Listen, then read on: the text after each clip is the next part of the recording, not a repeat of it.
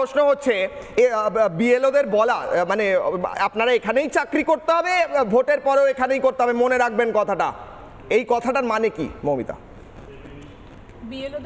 বলা মমতা বন্দ্যোপাধ্যায় সরকারি আসন থেকে বলছেন, মুখ্যমন্ত্রীর চেয়ার থেকে, যে আপনারা নাম বাদ দেবেন না, এখানেই কিন্তু আপনাদের চাকরিটা করতে হবে। এই হুমকিটা দেওয়ার কারণ কি? দেখো, সবার আগে একটা কথা বুঝতে হবে যে এই যে এখন এই অনুপ্রবেশ বা ইনফিল্ট্রেশন, আমরা যেটা নিয়ে এত প্যানেলে চেঁচামেচি করি, এত ঝগড়া করি, এটা কিন্তু একটা সোশ্যাল ইস্যুস যেটা আজকে পলিটিসাইজড করে দেওয়া হয়েছে। রাজনৈতিক দলেরা তাদের নিজেদের স্বার্থের জন্য এই জিনিসটাকে নিয়ে একটা পলিটিসাইজড করছেন থ্রু আউট, ঠিক আছে? এইবার আমি একটু এই ব্যাপারটা সোশ্যাল ইস্যুসটা আগে বলবো, সেটা তাহলে আমাদের পুরো উত্তরটা দিতে সুবিধা হবে যে এই অনুপ্রবেশগুলো কেন হচ্ছে। এবার এটাকে যে মডেল হিসেবে দেখবেন, মমতা বন্দ্যোপাধ্যায় কোন মডেল হিসেবে এটাকে দেখছেন সেটাতেও আমরা সবাই বুঝতে পারছি, কিন্তু অ্যাকচুয়ালি এই মডেলটা কোত্থেকে এসছে? অনুপ্রবেশ বা ইনফিল্ট্রেশন ভারতবর্ষে যেভাবে হয়, একটা হচ্ছে কাশ্মীর দিয়ে, আরেকটা হচ্ছে বাংলাদেশ দিয়ে এবং নর্থ ইস্ট দিয়ে, এবং যেটা তামিল গেট, যেটা এখন ওটা মানে পুরোটাই অফ হয়ে গেছে, ওটা দিয়ে কথা ওই জন্য বলবো না। এইবার এই কাশ্মীর দিয়ে যারা ঢুকছেন তারা হচ্ছে ক্রস বর্ডার টেরোরিজম, আর যারা বাংলাদেশ দিয়ে ঢুকছেন, যেটা নিয়ে আমাদের মেন ওয়ারি এখন আমরা মানে ওয়ারি, তাই তো, এটা হচ্ছে মেনলি হিউম্যান ট্রাফিকিং থেকে।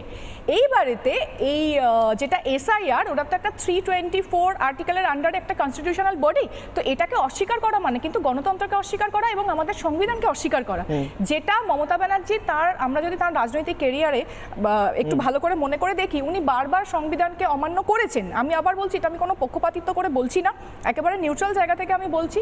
সংবিধান অবমাননার ঘটনা আমরা আগেও দেখেছি, উনি ইমামদের ভাতা দিয়েছেন, যেটা ছিল সংবিধান বিরুদ্ধ, সেই কাজ উনি আগেও করেছেন।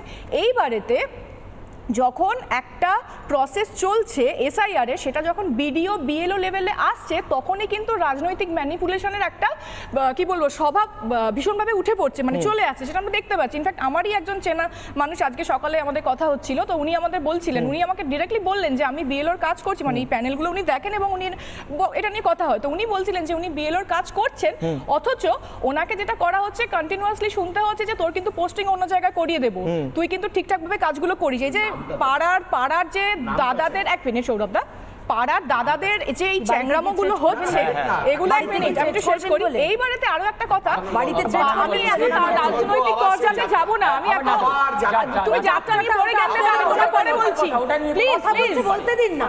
এবারেতে একটা জিনিস একটু বুঝতে হবে সৌরভদা, এটা আমি সবাইকে বলছি যে এটা রাজনৈতিক বলছি, তারা পরে নাম বলবে কেন, তার বিষয় না, না এটা না অবশ্যই না, ওনার ইন্ডিপেন্ডেন্স আছে না, বলুন মমিতা। এবারেতে যেটা হচ্ছে যে একটা জিনিস দেখতে হবে যে এই অনুপ্রবেশকারী থেকে মমতা ব্যানার্জির কি সুবিধা হচ্ছে, উনি ঠিক কিভাবে বেনিফিটেড হচ্ছেন, উনি কেন পিকে সেনগুপ্তা কমিশন রিপোর্ট 1992-তে যেটা টেবিল করা হয়েছিল, মানে যেটা তৈরি করা হয়েছিল, কিন্তু কংগ্রেস লেড গভর্নমেন্ট তখন কিন্তু সেটা টেবিল করতে দেয়নি, মমতা ব্যানার্জি এতগুলো বছর বাদে কেন সেইটাকে কেন্দ্রের কাছে আবেদন করছেন না যে ওই কমিশন রিপোর্টটা একবার খুলে দেখাও? কারণ ওই কমিশন রিপোর্টে তৎকালীন লেফট গভর্নমেন্টের সময় যে ইনফিল্ট্রেশনগুলো হচ্ছিল তার বিস্তারিত বর্ণনা ছিল, যেখানে বলা হয়েছিল যে প্রত্যেক বছর প্রায়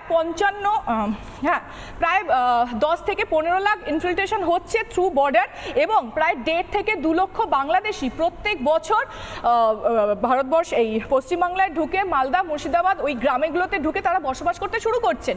এবং মমতা ব্যানার্জি একটা জিনিস খুব ভালো বোঝেন, যেটা উনি তো কোনো পরিকল্পিত নোশনে চলেন না, উনি জানেন কি যে 70-30 যে ভোটটা, উনি পুরো মুসলিম ভোটটাকে কনসলিডেট করতে চাইছেন, যে 70% হিন্দু ভোটটা, সেটার উপর ওনার ভরসা নেই।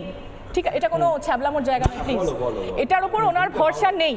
এবারে উনি যেটা করছেন, কয়েক বছর আগে আরএসএস এর সঙ্গ প্রধান মোহন ভাগবত, আমি নাম করেই বলছি, উনি একটা মানে একটা বিবৃতিতে বলেছিলেন যে সমস্ত ইন্ডিয়ানদের ডিএনএটা এক, কিন্তু এদের উপাসনার পদ্ধতিটা আলাদা। মমতা ব্যানার্জি ঠিক সেইখানেই ভুলটা করলেন। উনি কি করলেন, এই হিন্দু আর মুসলিমের মধ্যে একটা সোজা লাইন টেনে দিলেন। তবে স্টপ প্লিজ, ভালো গবেষণা করছে মমতা বন্দ্যোপাধ্যায়। তবে যারা আমার ভারতবর্ষকে দুটুকরো করে ভেঙে দেবে, তাদের উদ্দেশ্যে আমি একটাই কথা বলবো, ये भारत कोई भूमि का टुकड़ा नहीं, एक जीता जागता राष्ट्र पुरुष है, ये बंधन की धरती है, ये अभिनंदन की धरती है, ये अर्पण की भूमि है, ये तर्पण की भूमि है, यहाँ नदी नदी हमारे लिए गंगा है,